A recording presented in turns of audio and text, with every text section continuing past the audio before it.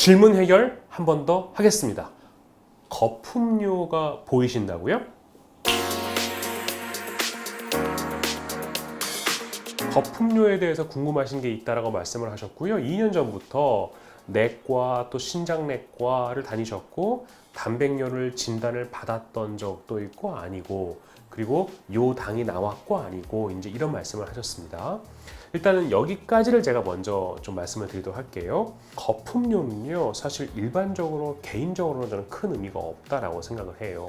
물론 탈수, 그러니까 정말 수분 섭취가 너무 적어서, 그래서 소변에 대한 농도가 좀 높아졌을 때, 그리고 단백뇨, 그러니까 눈에는 보이지 않지만 소변에서 단백질이 검출되거나 아니면 소변에서 당이 검출되었을 때 거품료가 보이는 경우가 있습니다.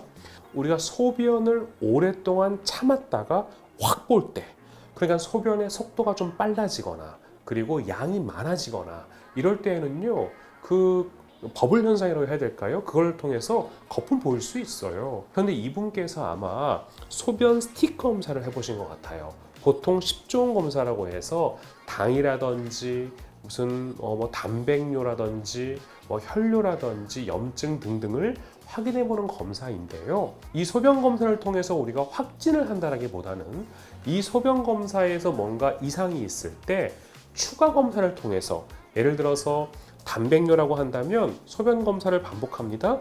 그래서 알부민 등등 정말로 소변 단백질이 보이는지, 혈뇨가 있다라고, 혈뇨가 검출됐다라고 한다면 현미경 검사를 통해서 정말로 소변에서 혈뇨가 보이는지, 염증이 보인다라고 했을 때 또 하나 현미경 검사나 소변 배양 검사를 통해서 정말로 염증이 있는지 등등을 확인하는 거거든요. 그러니까 아마 거품료, 정말 소변 속도가 많았어요. 그런데 이분이 검사를 했는데 단백뇨가 있었다 없었다라고 한다면 사실 단백뇨에 대한 정밀 검사를 한 상태가 아니라 아마 스틱 검사를 한 상태이지 않을까. 또 당이 나왔다고 하는 것도 사실 당뇨에 대한 진단은 소변 검사로 하는 게 아니라 공복 상태에서 혈액 검사를 통해서 하는 거거든요. 의심되는 상황이 있다면 확진 검사를 해보시면 됩니다. 그리고 거품료에 대해서는 일반적으로 큰 걱정은 하지 않아도 괜찮다. 소변 속도와 관련된 게, 양과 관련된 게 훨씬 더 많다라고 설명드릴 수 있겠어요. 거품료면은 네. 거품료가 나올 때 만약에 내시경을 넣어서 그 헬륨 가스를 조금 넣으면은 거품료가 이렇게 소변 올 때 이렇게 위로 올라가나요?